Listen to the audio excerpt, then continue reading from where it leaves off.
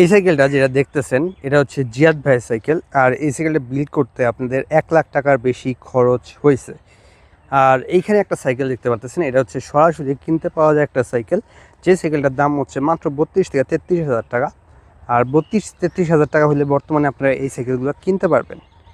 এই সাইকেলের সাথে যদি ওই সাইকেলের কম্পেয়ার করি, কোন কোন দিকে ওই সাইকেলটা আগে থাকবে আর কোন কোন দিকে এই সাইকেলটা আগে থাকবে, সবাই একটু কমেন্ট করে জানাবেন।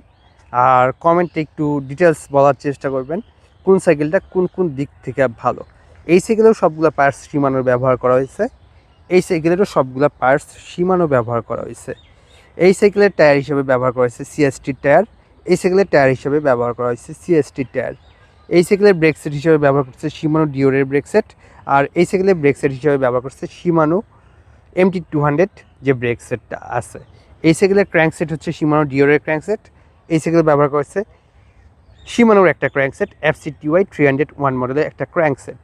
এই সাইকেলের ক্যাসেট হিসেবে ব্যবহার করা হয়েছে বিশাল বড় একটা ক্যাসেট, যেটা হচ্ছে ফুললি অ্যান্টিরাস্ট শিমানোর ক্যাসেট। এই সাইকেলেও ব্যবহার করা হয়েছে ফুল অ্যান্টিরাস্ট শিমানোর একটা ক্যাসেট।